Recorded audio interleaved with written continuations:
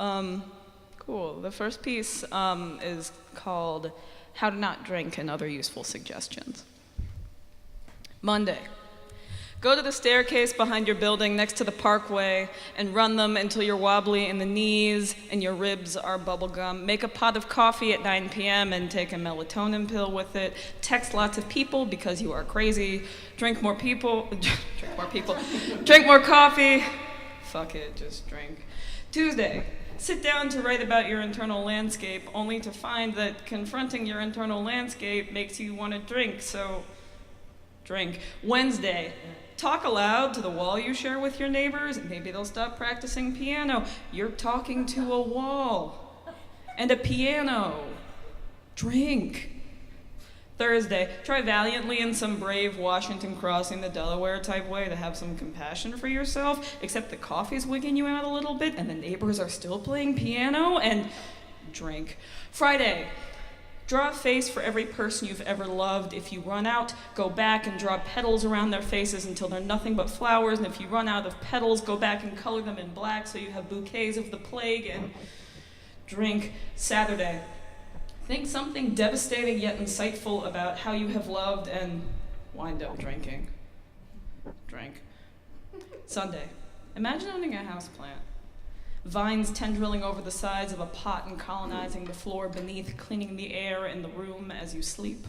Water it sparingly so it does not grow mold or drown.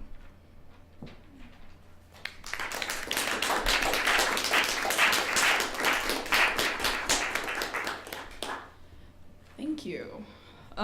So my name is Abigail Kirby Conklin. I live in New York, but I spend a lot of time at Gemini Hill, the artist resident.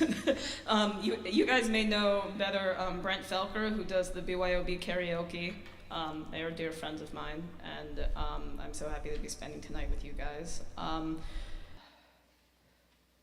I took up rock climbing recently. It's very expensive, so I'm going to let it go again soon. But it gives you a lot to think about. I don't like being weak. From a young age, I was very much that girl who was like, I can do everything the boys can do. And then someone said, you know that women's elbows are shaped differently, so they can't throw in straight lines. And that felt like such a huge betrayal. So anyway, this is what I think about when I'm rock climbing. And so I wrote this piece a couple weeks ago. If you guys have never been rock climbing before, you develop first blisters on your hands, and then it becomes calluses over time if you stick with it. But first you just sort of walk around and you have like pustules on your hands. So, and people like to talk about them to you, like when you're paying for things. Bouldering. I tore my hands open rock climbing. The front desk guy's eyes widen when he sees them. Whoa, you've got like 7 flappers there. Yes, that's what's happened. I've got tiny 20s-era scantily clad women bleeding from the abdomen of each finger between the bolts of the joints. Next morning, they make it hard to grip the handle of a coffee cup. It digs into the split skin, eliciting weeping protest. At last, I lower a spider grip over the mug like a claw in an arcade game. Watch the coffee shift as I try to clamp down, and the black changes to brown, changes to red, changes to gold as I peer between my fingers. Their interruptive spread splits the ensemble open anew. I look for some fortune, demand it reveal itself. What are you looking for? Where have you gone?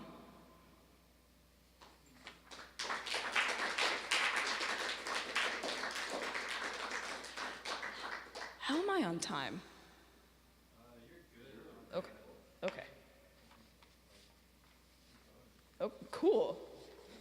I got to use the office printer today. I have so much paper with me. So much paper. Schoolhouse Rock, anyone? Yes, so I was an educator for a long time, and now I work in curriculum development, and the way I've responded to the current political environment that we live in is thinking about Schoolhouse Rock a lot, and sort of, first it was funny, and it's like, oh yeah, I learned about this, and then you realize like, oh no, it's not funny, this is real history. And so I'm working on a series about Schoolhouse Rock, and I have I have two of the pieces with me tonight. So the first one is called Conjunction Junction. That little man with the opaque glasses, train conductor cap, and bandana, toddling along in his weird two-dimensional Schoolhouse Rock world, he's still in my head. On and on, I hear him caterwauling, and but nor, they'll get you pretty far. How the hell could he see anything in those glasses? Why did his cartoon feet never bend when he walked? I went to a camp that did this cruelly awkward stage musical version of Schoolhouse Rock, and my group got Conjunction Junction. Our counselor put the only black girl in class on stage in fishnets, heels, a feather boa, and a little black dress. She was 14. When the curtain opened for the number, she was sitting back on her hands, legs stretched out long, and three of us sort of doo-wop girls stood off to the side chanting, "Conjunction Junction, what's your function?" undulating in time to the music. Our conductor, sitting up from her recline on the floor, replied, hooking up words and phrases and clauses. We doo-wop snapped, and she got to her feet and began pulling the boa back and forth across her shoulders. Again, "Conjunction Junction, what's your function?" The conductor was supposed to saunter towards us, lean into her next line. I got three little words that get most of my job done.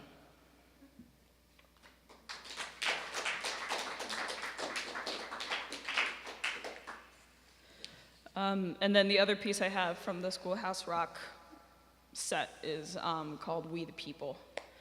I know the whole preamble of the United States Constitution.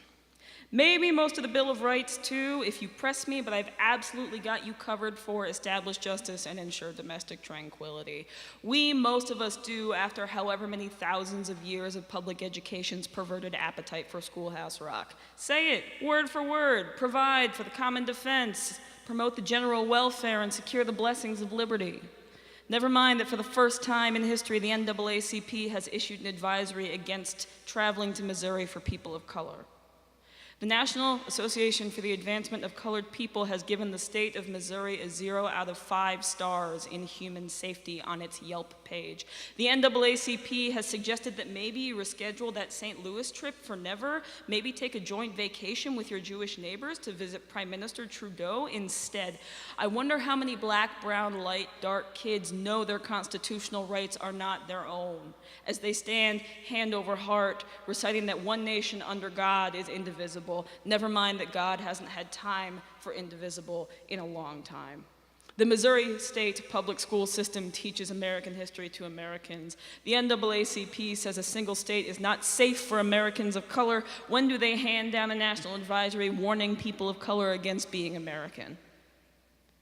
Knowing the Constitution gets good scores on state tests. No one said anything about it being true.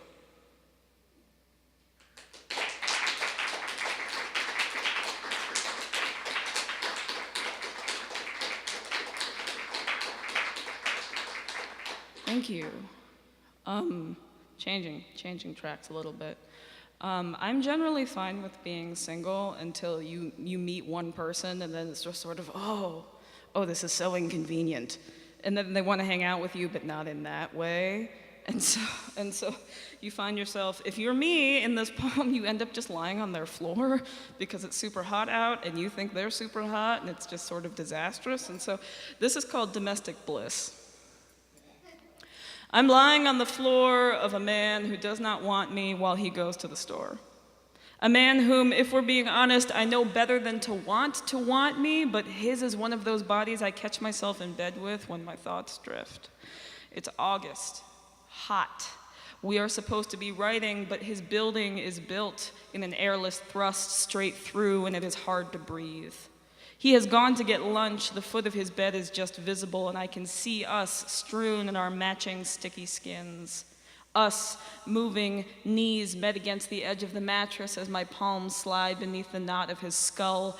Us tipped backwards, shadows leaving cutouts on rumpled sheets and spread legs. Us, the sight of a woman wound over a man as he grips her racking appetite, and he returns to find me panting on his grubby kitchen floor. It is too hot to eat. I am starving.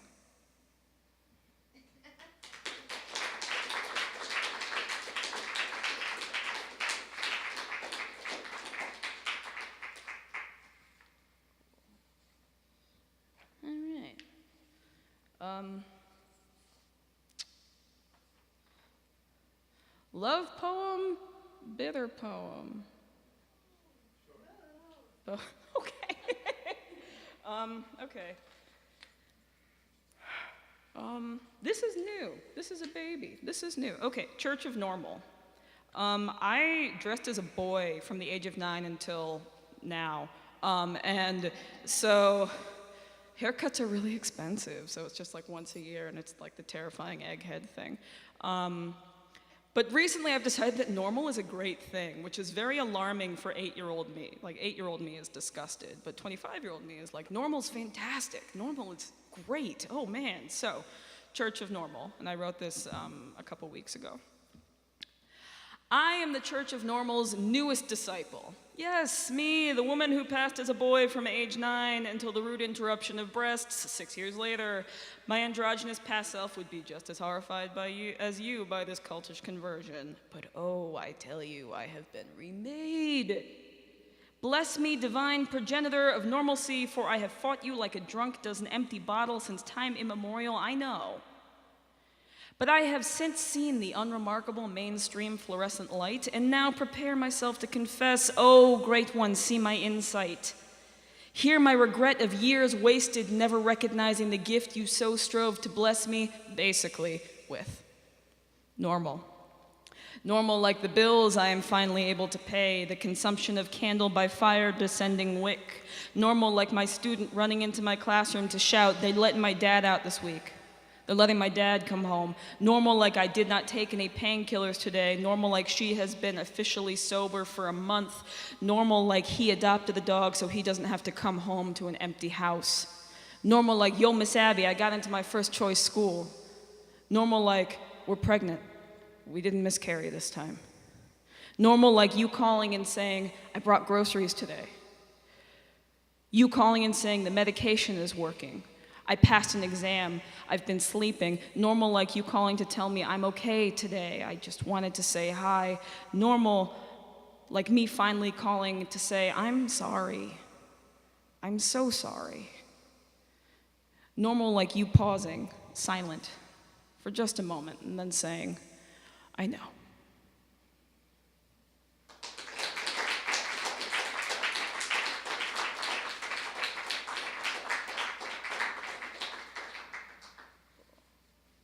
All right, I have 2 more. Okay. Cool. Okay, I'll end on a love poem then, because that's the classy thing to do. And I am the utmost of class, as you can see. All right, so I have 2 more newish ones, and I'll end with one I wrote a couple years ago that somehow keeps being relevant. So my new ones, this is called Feminine. Feminine. We're inculcated with the intimacy of blood early. Touch it. Feel it. Get used to being ashamed of it. Scabby knees, please. Get your resignations in order. By the time this is done, you will have bled more than half a field of Civil War soldiers. For all intents and purposes, you are one. Your body anteatum, crosshatched with wired wooden barriers, break out the violences, strip back their flesh, make a slapping noise when you force your knees together in public. As I said, Civil War. As I also said, you. Does it hurt yet? Good.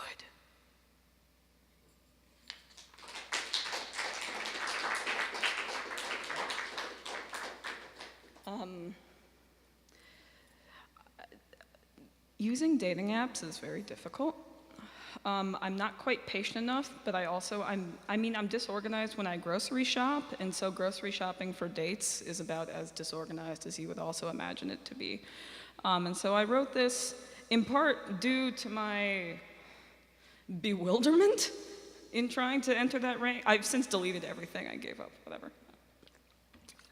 This is called Livestock Management. I want to wake up one of these mornings and find you displayed on a counter complete with an apple and a platter. I want to be permitted. I want to examine the gift horse's teeth, criminal record, college degree, and search history on Google. I want to touch you and feel lucky, feel alive, feel shot up with battery acid and survivor's guilt. I want my circuits blown, the shredded salad to burst from the bottom of its bag as I wait my turn in the shopping line. I want to touch you and see your eyes roll back, touch you and leave impermeable stains, touch you and see how much you rattle. I want to jam my hand in your ribs, take a hold of your handle and shake until the maraca flies apart and you have no rib cage left to speak of. I want to eat your freed heart raw. I hear heart meat is good for you and it is cheaper than steak. I want you to be my healthy steak alternative. My last gift horse was a vegan, and whenever I can't get unhung up on his memory, I cook eggs fried in butter, split open on thigh meat, and don't even bother trying to cry anymore. The saltwater organ in me got sold wholesale to the butcher years ago. I want you to beg to be my last meal. I want you to destroy my yard and defy the almanac. I want to be remembered for having kept your stall clean, let you out to graze, put you down when it was time, an exemplar of livestock management. I will never let you go hungry. Please, just this once, let me eat in peace.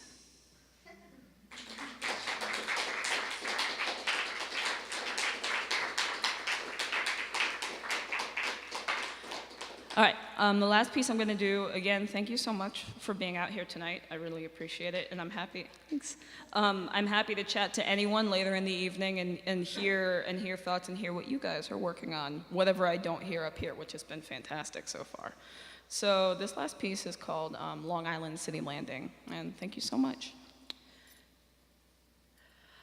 I am transported too often back to the open grass and river of an August afternoon I spent with the last man I loved. Half asleep from the night before, we sprawled under fierce sun, and I knew what our bodies did when remotely close to the others, the way our gravity defied its space. I recognized us as the end of my line.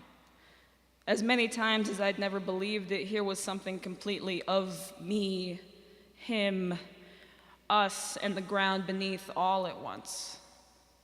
We cradled a peace between us like a child unwilling to wake. When he left, undid our hands, let go, no longer saw the gift, but a fearsome animal choking, he dissolved as the sun did into time and winter. The grass that had held us that afternoon died in the cold. The river froze over. Thank you.